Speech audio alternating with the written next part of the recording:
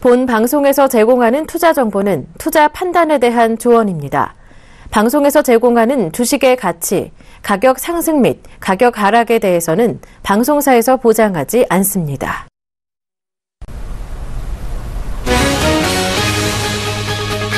뉴욕 증시가 국제유가 하락에 따른 에너지 관련주 약세로 일제히 내렸습니다. 기준금리 인상 전망이 후퇴하면서 은행주가 하락한 것도 악재로 작용했습니다. 다우지수는 0.2% 내린 18,495로 거래를 마쳤고 S&P 500 지수는 전일보다 0.29% 하락했습니다. 나스닥 지수도 0.4% 떨어졌습니다. 국제유가가 미국의 원유 재고 증가 소식에 2% 넘게 하락했습니다. 사우디아라비아의 산유량이 또다시 사상 최고치를 기록한 것 역시 악재로 작용했습니다. 뉴욕 상업거래소에서 서부 텍사스산 원유 가격은 전일보다 배럴당 2.48% 하락한 41달러 71센트를 기록했습니다. 국제 금값이 달러 약세와 아시아 지역의 수요 증가 전망에 상승하면서 1,350달러 선을 돌파했습니다. 뉴욕 상품거래소에서 국제 금 가격은 전일보다 온스당 5달러 20센트 상승한 1,351달러 90센트를 기록했습니다. 국제 은 가격 역시 1.6% 올랐습니다. 유럽 증시가 국제유가 하락과 기업들의 실적 부진 영향으로 엿새 만에 하락 반전했습니다. 전일 2.5% 급등했던 독일의 닥스 지수가 0.39% 내렸고 프랑스 가크 지수 역시 0.36% 하락했습니다. 반면 어제 상승폭이 크지 않았던 영국의 FTSE 지수는 0.22% 상승했습니다.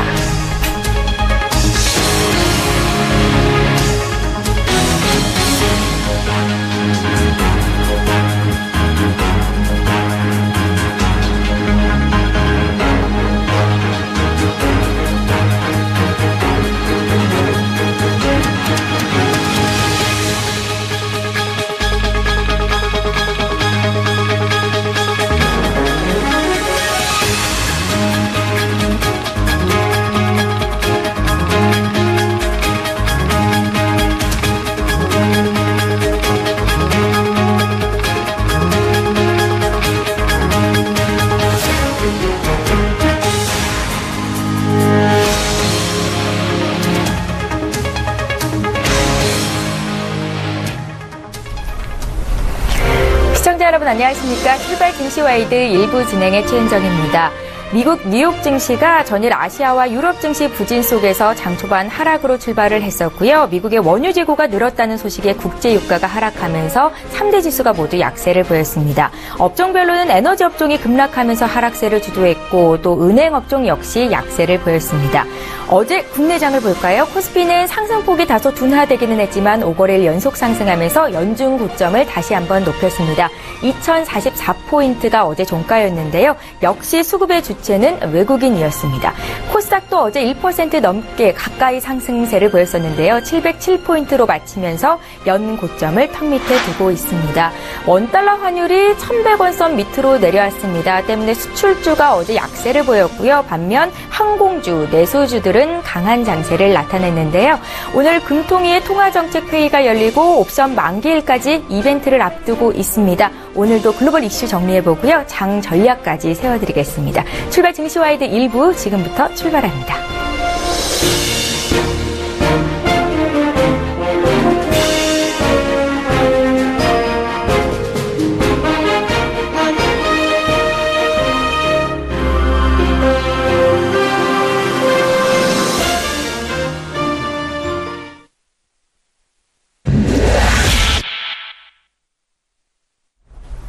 예, 글로벌 이슈 분석하고 국내장 전략까지 세워보겠습니다. 오늘 목요일인데요. 목요일의 마켓 리더는 KTB 투자증권 여의도 지점의 이성웅 과장님입니다. 연결해볼게요. 과장님 안녕하세요. 네, 안녕하십니까.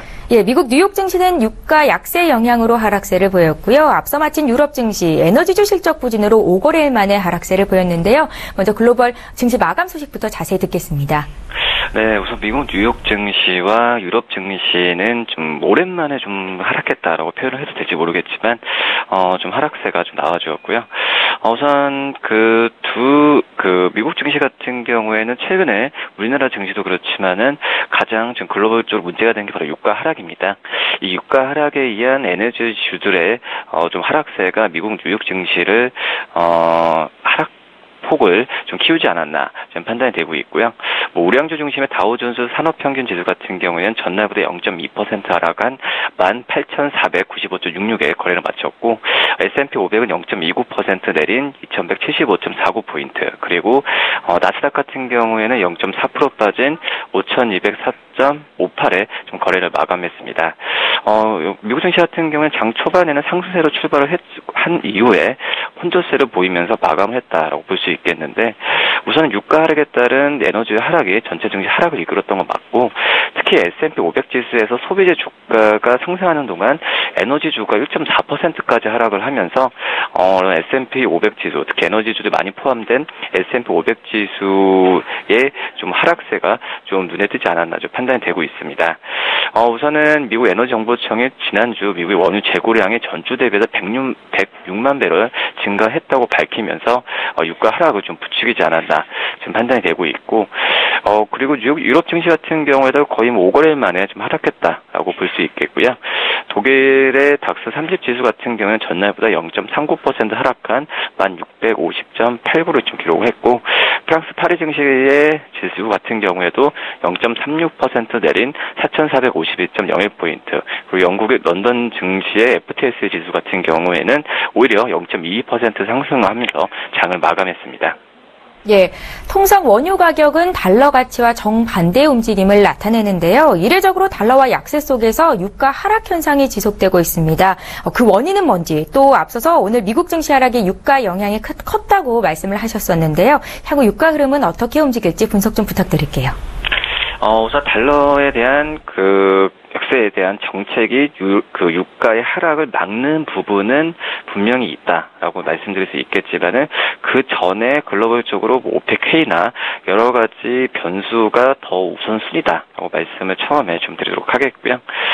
역시 제가 봤을 때도 오펙의 그런 산유에 대한 동결 부분이나 이런 부분도 최근에 계속 얘기가 나오고 어제도 미국의 원유 생산량 증가까지도 얘기 나왔지만은 가장 큰 부분은 올 초부터 유가 안정화 합의에 대한 부분이 유가가 떨어지면서 오펙이든 이런 산유 국가들이 얘기를 했습니다. 하지만 여러 합의가 불발됐다는 점에서 봤을 때도 이번에 26일과 28일에 알제리에서 열리는 에너지 포럼에서 회원국 간의 비공식 회담을 가질 예정이라고 좀 했지만 이런 유가에 대한 유가 산유량에 대한 어떤 유가를 떨어뜨릴 수 있는 그런 회의를 하는 부분에 있어서는 시장에서는 전망이 불투명하다. 이게 가장 크지 않을까 지금 판단이 되고 있고요. 향후에 봤을 때도 유가는 크게 모를 부분도 안 되지만은 지금 현재 미국만 보더라도 연말 봤을 땐 전통적으로 난방비나 이런 부분을 많이 쓰기 때문에 유가는 $50 선까지 다시 연말에는 반등하지 않을까 이렇게 좀 생각이 되고 있습니다. 예, 알겠습니다. 다음 이슈로 넘어가 볼게요. 미국의 국채 이자 지급 시기에 엔화가 강세를 보이는 이른바 8월 앵고설이 현실화될 조짐을 보이고 있다는데요. 내용인즉슨 미국 국채의 이자를 받은 투자자들이 수중의 달러를 엔으로 환전할 것이라는 추측에서 비롯됐다고 하거든요. 그렇다면 안전자산 선호도가 높아진다는 얘기 같은데 이 같은 이슈가 시사하는 바가 뭔지 좀 봐주세요. 네, 우선 8월 앵고설이 나온 것은 말씀하셨듯이 미국의 국채 이자를 받는 것부터 시작을 한다라고 좀 볼 수 있겠고요. 우선은 달러를 엔으로 환전한다는 부분이 가장 큰 부분 생각이지 않을까 판단이 됩니다. 우선 첫째로 미국이 달러 약세 정책을 선회하고 있기 때문에 환경적으로 엔화가 좀 강세를 보이는 부분은 맞을 그런 시기이기 때문에 지금 일본의 투자자들 같은 경우에도 역시 엔으로 환전하는 부분은 좀 대부분은 좀 생각을 하고 있지 않을까 지금 판단이 되고 있고 또 역시 미국의 경제 지표를 보더라도 고용 지표 호조가 생각보다는 좋지 않은 상태에서 달러를 매도하는 그런 분위기. 한마디로 미국의 경제 지표 좋지 않았을 때 달러를 매도를 하고 엔화뿐만 아니라 다른 여러 해외의 통화를 매수하는 전략이 항상 있었기 때문에 이런 8월 앵고설이 나오지 않을까 지금 판단이 되고 있고요. 미국의 국채이자 지급시가 다음 주에 집중돼 있다는 점에서 다음 주에 엔코설이 현실화될지 이 부분은 살펴봐야 되지 않을까라는 생각이 듭니다. 예, 알겠습니다. 자, 이제 국내 쪽으로 좀 시선을 옮겨볼게요.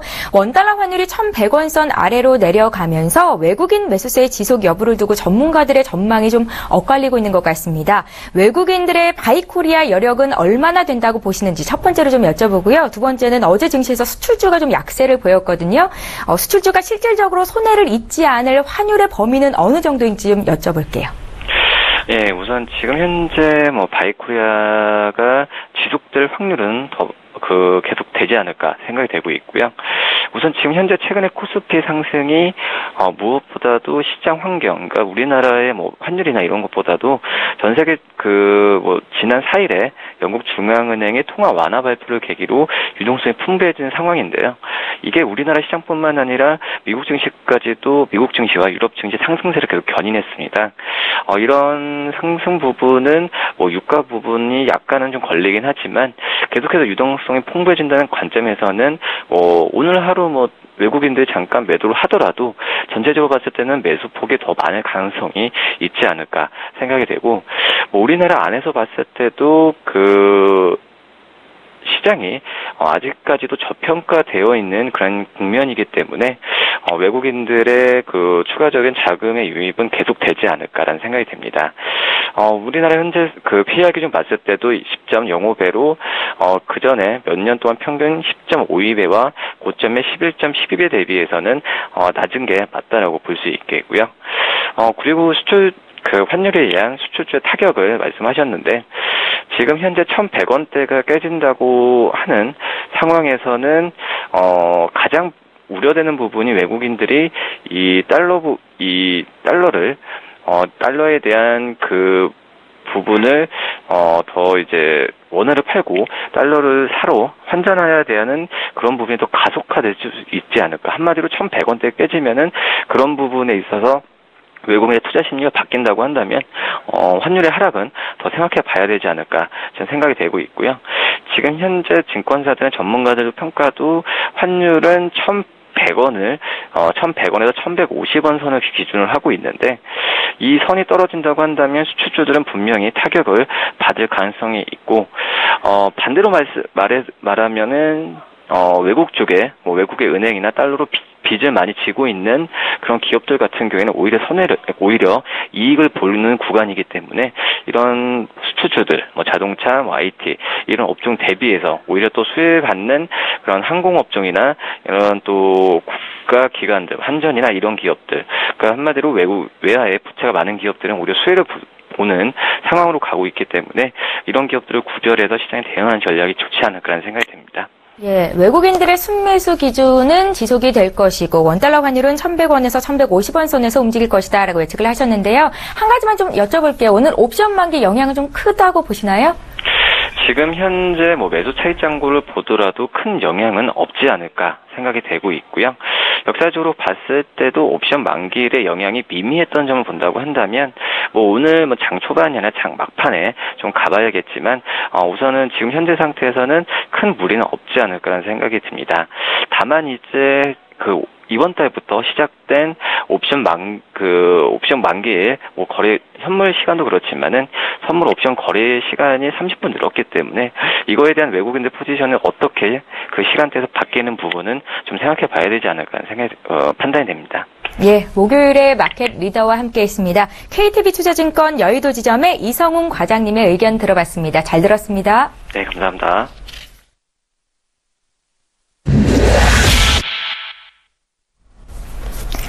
예, 국내외 시장 쟁점을 이슈 리더들을 통해 들어보는 이슈 리더 시간인데요. 오늘의 주제부터 화면으로 먼저 만나보시죠. 예, 첫 번째 주제입니다. 원달러 환율이 13개월 만에 1,100원 선 아래로 내려갔습니다. 이 같은 원화 강세 기조가 이어지면서 대표적인 수출주로 분류되는 자동차주들이 약세를 보이고 있고 또 항공주는 헐헐 날고 있다라고 기사 분석이 나왔는데요.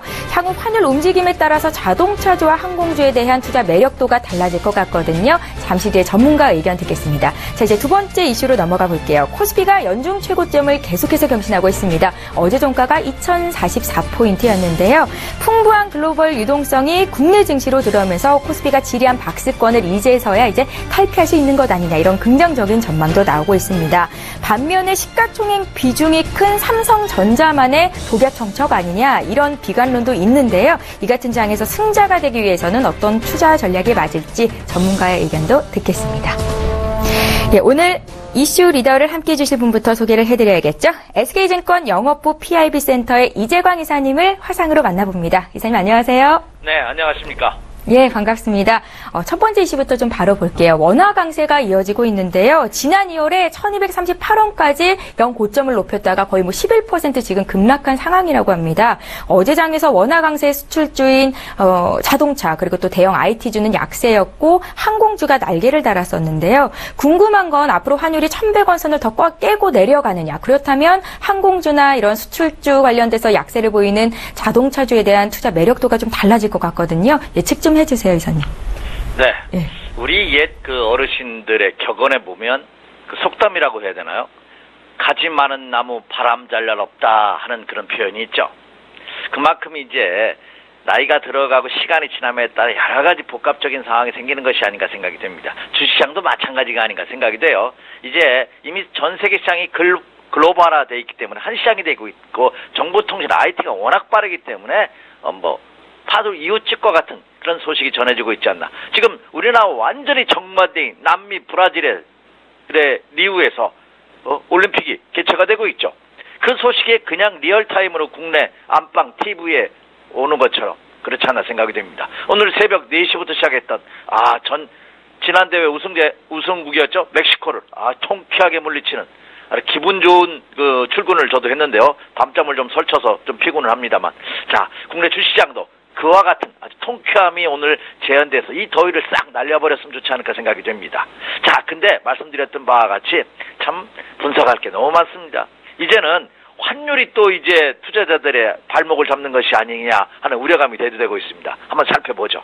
자, 원달러 환율. 이 환율은 이미 여러 차례 이 시간을 통해서 제가 여러분에게 제시해드렸어요. 외국인 투자가들이 대한민국의 주식시장에 투자를 하느냐 마느냐를 척도하는 몇 가지 중요한 지표가 있죠. 그중에 대표적인 것이 뭐다? 예, 환율이다 하는 말씀 드렸습니다. 그럼 원달러 환율은 강한 것이 좋으냐 약한 것이 좋으냐, 다 표현을 다시 하겠습니다. 조금 이 환율 가지고 여러분 헷갈리시는 분이 있습니다. 환율이 올라간다 하는 표현은 원화 가치가 하락하는 것을 의미합니다. 반대로 생각하셔야 돼요.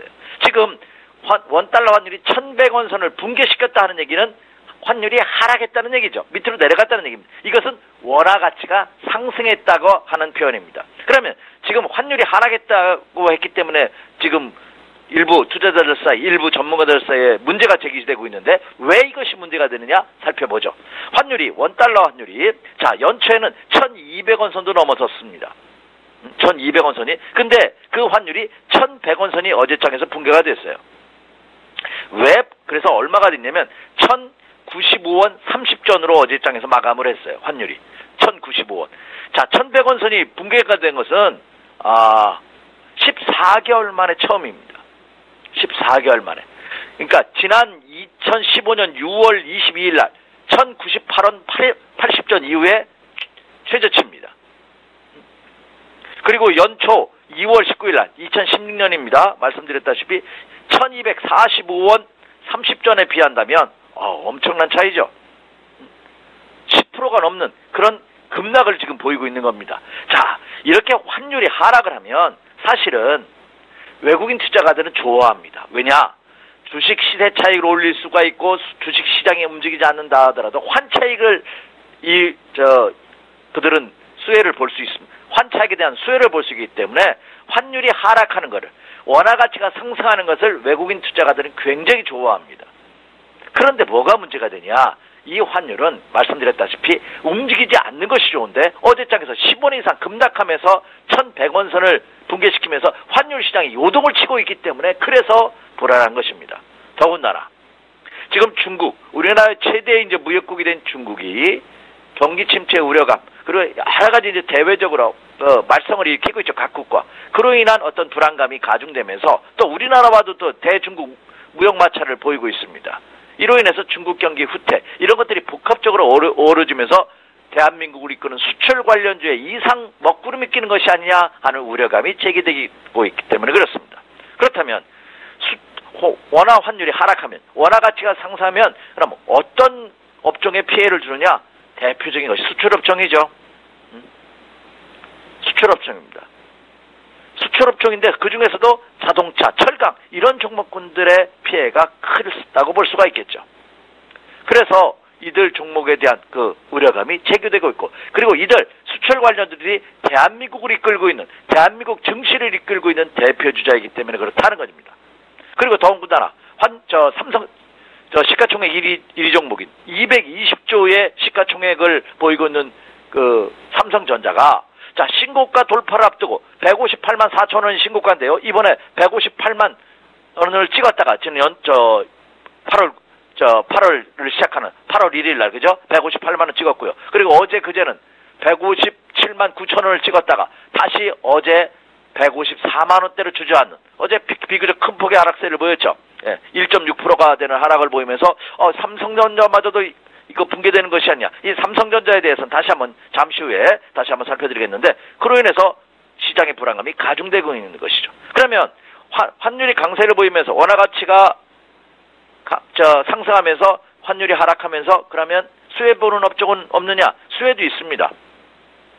수혜는 원화 가치가 워낙 강하니까 외화 부채가 많은 기업 그리고 수입업체 수입을 주로 하는 원재자를 대량으로 수입해서 쓰는 이런 업체들이 수혜를 볼 수밖에 없죠. 그 대표적인 것이 항공주죠. 네, 항공국은 외화 부채도 많고 또 달러로다가 원유를 수입을 하기 때문에 더군다나 원유 가치도 지금 하락하고 있는 상황이기 때문에 이 항공주들이 최대의 수혜주죠. 그래서 아시아나항공도 어제 급등하는 아시아나항공, 대한항공 이런 항공주들이 급등하는 그런 모습을 보여주고 있습니다. 특히 원달러 환율이 10원 하락할 때 대한항공은 한 920억, 아시아나는 한 160억 정도 환산 이익이 발생한다고 합니다. 그렇다고 본다면 이것이 3분기 내내 이런 수준으로 환율이 유지된다면 3분기만 무려 대한항공은 4천억, 아시아나는 700억 정도의 환산 이익으로서 그 정도가 발생한다고 하니 엄청난 거죠. 그러면 반대로 피해 업체들은 그에 상응하는 피해를 보고 있다는 점입니다. 이러기 때문에 환율의 변동에 따른 매매 전략, 투자 전략이 달라져야 된다 하는 것이 바로 관점입니다. 그러나 저는 여기서 환율이 한 10원, 맥시멈 가야 한 20원 정도는 여기서 더 하락할 수 있습니다. 원화 가치가 상승할 수 있습니다. 하지만 이것이 추세적으로 이어질 가능성은 없다. 저는 1,100원을 중심으로 해서는 어느 정도 안정화를 보일 가능성이 크다 이렇게 말씀을 드립니다. 왜냐? 원화가 강세를 보이지만 달러와도 저는 추세적으로 강세 기조를 이어갈 것이라고 생각합니다. 왜 그러냐? 이게 굉장히 중요한 지점인데요. 달러도 지금 경제 지표가 안 좋게 나오고 있기 때문에 지금 미국 시장이 오늘 새벽에 걸렸던 미국 시장이 정부 조정을 받았거든요. 그 이유가 유가가 하락하면서 경제 지표가 안 좋으면서 9월 달에 예상됐던 금리가 어렵지 않느냐. 적어도 12월 이후로 넘어가야 되는 것이 아니야. 금리 인상. 그로 인해서 에너지 관련주와 은행 관련주들이 하락하면서 미국 시장이 조정을 받았는데 당연한 조정이죠. 사상 최고가 신고가를 벌였는데 그 신고가 행진에 따른 조정치고는 너무나 견고합니다. 그래서 워낙 강세가 달러 강세가 지속되면서 희석될 가치가 충분히 있는 그런 모습을 보여주고 있다는 점입니다. 그리고 또 하나는 우리의 수출 주력 기업 중에 자동차 관련주는 어제 조정을 받았지만 반도체라든지 철강, 화학, 조선, 기계, IT, 소재 이런 업종에 대해서는 벤치마크 대비해서 플러스 수익률을 기록하고 있기 때문에 이들 종목으로 외국인의 매도세가 확산될 가능성은 적다. 또 하나 그럼에도 불구하고 원화 강세가 이어지고 있음에도 불구하고 어제장에서도 외국인들은 매수하는 모습을 보였다시피 외국인의 매수가 지속적으로 이어지고 있기 때문에 단순히 원화 강세로 인한 투자자들이 불안한 감은 일시적으로 그칠 가능성이 높고 그렇게 크게 걱정하지 않으셔도 좋다 이렇게 말씀을 드립니다. 네, 잘 알겠습니다. 원달러 환율은 1,100원 선에서 안정세를 보일 것이라고 말씀을 주시네요. 이사님 의견 들었고요. 두 번째 이슈로 바로 이어가 보겠습니다. 코스피가 2044포인트까지 연고점을 높이고 있는데요. 많은 투자자분들이 삼성전자 만회효과다라고 이야기도 하시더라고요. 왜냐하면 내 계좌 수익은 많이 안 난다고 토로하시는 분들이 굉장히 많으시거든요. 이런 장에서는 어떻게 해야 승자가 될 수 있는 건지 이사님 의견 좀 여쭤볼게요. 예, 굉장히 중요한 질문인데요. 참 너무 근시적으로 생각하는 것이 아닌가 생각이 됩니다. 어느 집안이고요. 그 집안에서 한 분이 잘 돼야 됩니다. 그래야 나머지한테도 도움을 줄 수가 있거든요. 그렇죠? 주시장도 마찬가지가 아닌가 생각이 됩니다. 자, 지난주까지만 하더라도 이거 코스피 시장에 그 국한된 상승이 아니냐. 어떤 분은 극단적으로 이거 대형주만 가는 것이 아니냐. 이런 논란이 컸습니다. 근데 어제장에서는 어때요? 코스피 시장 형이 좀 주춤거리니까 코스닥 시장이 오히려 강세를 보이면서 장을 이끄는. 이제 지난주까지만 해도 상대적으로 침체 국면을 보였던 코스닥 시장이 어제장에서는 코스피 시장을 압도하는 그런 모습을 보여주고 있다는 점입니다. 따라서 물론 최근의 상승은 삼성전자가 이끌어갔던 것이 틀림이 없습니다. 그래서 삼성전자를 제외하면은 이 실질적인 상승은 0.8% 정도 오히려 마이너스 조정을 받은 것이 아니냐 하는 일부 의견이 제시되고 있는 것도 사실입니다. 또 코스피 시장이 연중 최고치를 이틀 연속 찍고 있거든요. 어제장에서도 사실은 신고가 행진을 이어가는 그런 모습을 보였습니다. 그러니까 올해의 고점이 지난 6월 9일 날 2035포인트였거든요. 그것을 연속 이틀 돌파하는 그런 모습을 보여주고 있습니다. 그 돌파의 1등 공신이 삼성전자임에는 틀림이 없습니다. 그런데 여러분 이걸 잊지 마시기 바랍니다. 누군가가 하나 쳐서 갭을 벌려줘야 나머지 후속 주자들이 따라갑니다. 그래서 오히려 삼성전자를 포함한 1등주가 탄생하면서 장을 이끌고 있다는 점. 더군다나 시가총액 1위 종목인 삼성전자가 저는 장을 이끌고 있다는 점은 저는 이 장을 긍정적으로 보는 하나의 신호로 받아들이고 있다는 점입니다. 당연히 가야 할 종목이 그리고 영향력이 파급력이 큰 종목이 장을 이끈다는 얘기는 그 여파, 그렇죠?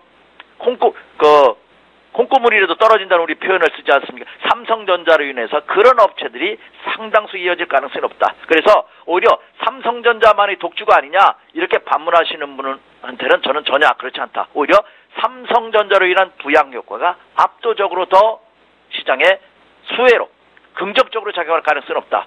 삼성전자로 인해서 삼성전자가 올 하반기에 8조 원의 반도체 관련 투자를 한다고 합니다. 상반기에는 4조 원 투자를 했어요. 2배 이상의 투자를 하고 있다면 반도체 관련 IT 전반, 전기전자 부품 관련주에 대한 엄청난 호재로 작용할 가능성이 굉장히 크다. 그래서 오히려 삼성전자의 이런 강세는 일부 혹자들의 일부 의견처럼 이거 너만의 리그가 아니냐, 너 혼자 가고 나머지를 죽는 것이 이런 차원이 아니라 오히려 삼성전자의 강세는 다른 여타 종목군들에도 긍정적 요인으로 불러일으키면서 박스권 돌파의 강한 신호로 받아들여도 충분하지 않을까 저는 이렇게 생각이 됩니다. 그래서 삼성전자는 오히려 전반적인 시장의 분위기를 긍정적으로 그리고 투자 심리를 안정시키는 호전시키는 하나의 요인은 기폭제로 작용할 가능성이 높고 그 파급 효과가 다른 기업, 다른 부품업체라든지 납품업체 관련 업체에 대한 시너지 효과가 더 배가 될 가능성이 높다. 이렇게 말씀을 드립니다. 예, 이사님의 말씀을 들으니까 속이 참 시원하다 싶은데요. 어느 집안이든 하나가 잘 돼야 후속 주자가 따라갈 수 있다는 말씀 기억해 두겠습니다. 자, 오늘 금통위도 있고요. 옵션 만기일까지 겹쳤는데 오늘은 투자 전략 어떻게 가져가면 좋을까요? 네, 가장 여러분이 궁금해하신 사항이죠. 네, 오늘 금통위도 있고 옵션 만기도 있습니다. 근데 오늘은 선물과 옵션이 동시에 만기가 이루어지지 않는 날이죠. 다음 달이 이제 쿼드러플 리칭데이입니다. 이번 달은 큰 영향. 만기가 있어서 혹시 옵션 투자하지 않으신 분이라면 그런 날이었어? 이렇게 지나가리라 생각이 됩니다. 크게 걱정 안 하셔도 되고요. 또 금통위도 아마 금리를 동결할 가능성이 높지 않을까 생각이 됩니다. 최소한 금통위가 어떤 결정을 내린다 하더라도 동결하든지 인하하든지 하더라도 그것은 주식시장의 악재보다는 호재로 작용할 가능성이 높다 이렇게 생각이 됩니다. 그래서 저는 불안해하지 마시기 바랍니다. 많은 투자자들한테 저는 하락할 때보다 상승할 때 더 크게 외쳐드립니다. 뭐라고? 지금은 주식시장 매일 쳐다볼 필요가 없다고. 손해봤을 때는 진짜 이것을 고민하셔야 됩니다. 이걸 손절해야 되는지 아니면 여기서 더 이상 매수를 자제해야 되는지. 근데 수익이 날 때는 좀 여유롭게 하시기 바랍니다. 조금 먹었는데 이거 혹시 다시 원위치 되는 것이 아니야? 또 이거 안 팔면은 손해보는 것이야? 이런 불안감을 갖지 마시기 바랍니다. 그렇죠? 그때 그래서 지금 상승장이기 때문에 좀 여유롭게 여전히 상승 기조가 유지되고 있다는 점 명심하시면서 매수 마인드 전략 그대로 이어가 주시기 바라고요. 그리고 이제는 대형주로부터 중소형주로 매수가 확산될 가능성이 굉장히 큽니다. 그래서 저는 매수 관심주로 최근 각광을 받고 있는 금융주 역시 관심이 있고요. 말씀드렸던 삼성전자로 인한 반도체 부품 관련주들, 납품업체들, 역시 전기조차 부품업체들, 그리고 제약과 바이오 업체들 여전히 하반기에도 주도주로 부각될 가능성이 없다. 그래서 이들 종목을 중심으로 한 비중 확대 전략은 계속해서 유지해 주십시오. 이렇게 말씀을 드립니다. 예, 매주 화요일과 목요일 이재강 이사님의 투자 팁을 듣고 있습니다. 오늘 마켓 리더는요, SK증권 영업부 PIB센터의 이재강 이사와 함께했습니다. 잘 들었습니다. 네, 감사합니다.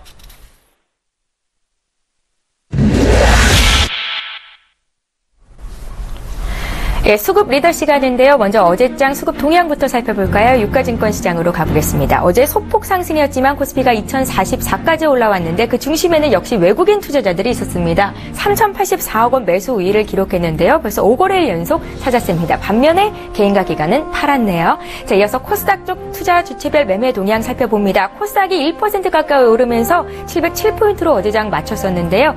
기관과 외국인이 각각 137억 원, 954억 원 매수 우위를 기록했고요. 반면 개인이 1,000억 원 넘게 팔았습니다. 자, 이어서 어제자 기준으로 거래소 내에서 외국인과 기관은 어떤 종목을 담았는지 확인해 보겠습니다. 네, 화면에 나가고 있죠. 외국인들은 아모레퍼시픽, 한국전력, 네이버, LG화학, 삼성, SDI 순으로 매수한 것으로 집계가 됐고요. 기관 역시 어제장에서 LG화학과 네이버를 함께 담았습니다. 외국인과 같이. 또한 삼성전자 어제 1% 넘게 빠졌었는데 기관은 샀고요. KB금융과 삼성생명까지 매수하는 모습 기록이 됐습니다.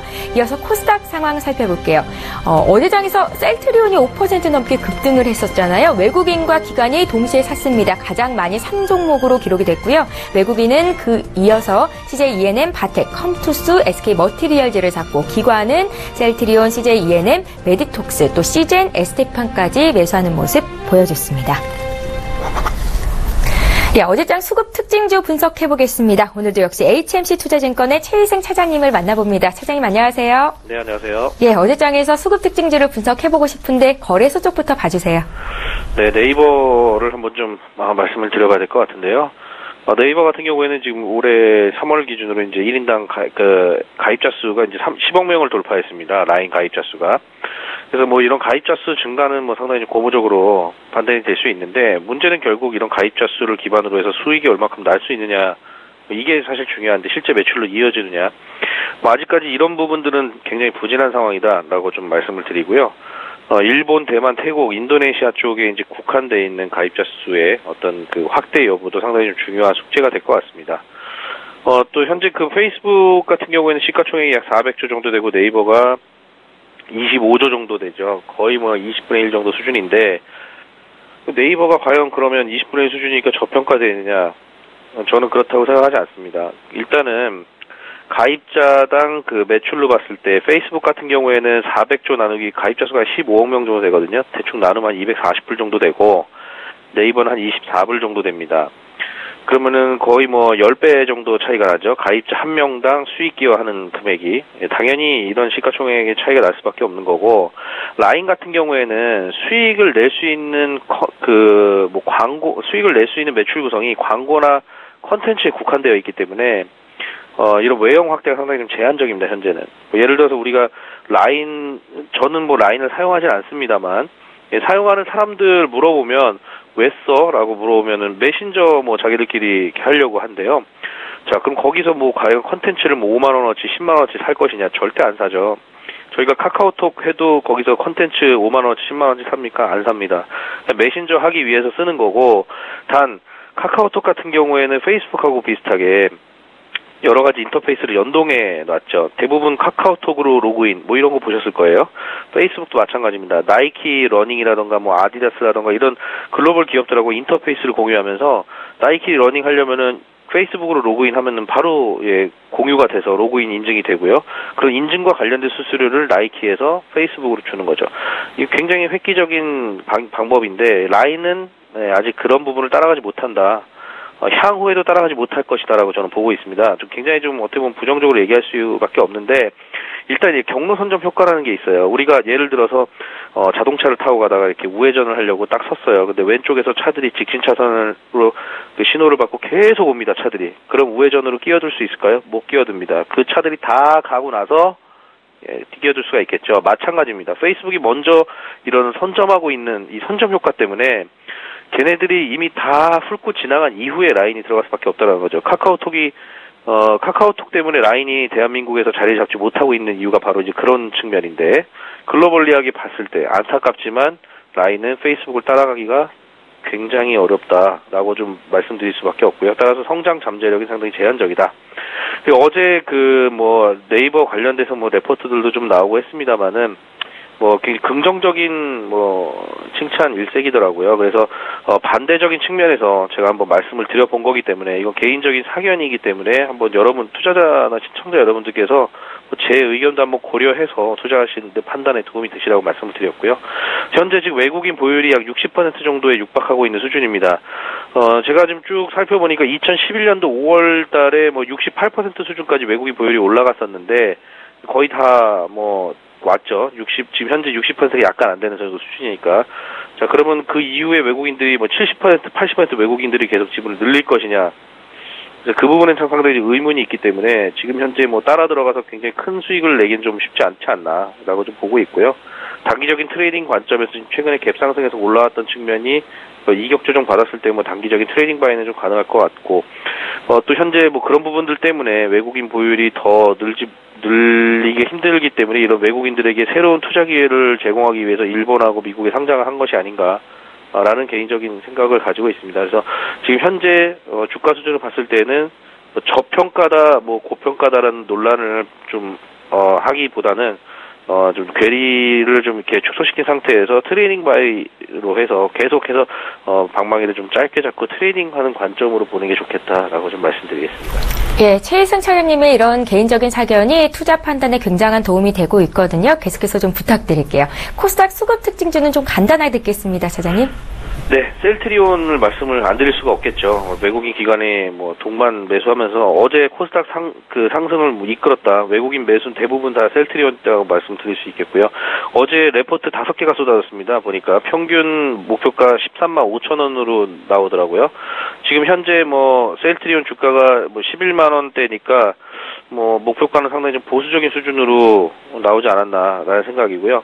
지금 유럽 내에서 레미케이드 매출이 감소하면서 그 부분을 램시마가 빠르게 채워주면서 램시마의 매출이 성장세가 계속 나타나고 있다라는 점이 상당히 좀 긍정적이고, 미국에서 지금 특허 소송 진행 중인데 이번 달에 결판이 납니다. 이번 달에 결판이 안 나면 연말까지 갈 수는 있겠지만 결판이 난다고 하면은 10월 달부터 시판이 가능하기 때문에 이런 부분들도 동사에 상당히 긍정적인 요인이 있을 수 있다. 다만 지금 현재 애널리스트들도 목표가에서 보여지다시피 여기서 또 엄청나게 주가가 상승할 것이다라고 보지는 않고 있다라는 점, 지금 이러지도 못하고 저러지도 못하고 판단이 굉장히 불명확하다는 점을 봤을 때에는 네이버랑 마찬가지로 트레이딩 관점에서 우리가 바라보자. 투자 관점은 좀 일단 우리가 램시마의 미국 시판 이후에 한번 관망을 해봐도 늦지 않겠다라는 생각입니다. 예, 목요일에 수급 특징주 봤습니다. HMC 투자증권의 최희승 차장과 함께했습니다. 잘 들었습니다, 차장님. 네, 감사합니다. 예, 자, 출발 증시와이드 1부는 여기서 마치고요. 저희는 잠시 뒤 2부 시간에 다시 돌아오겠습니다. 고맙습니다.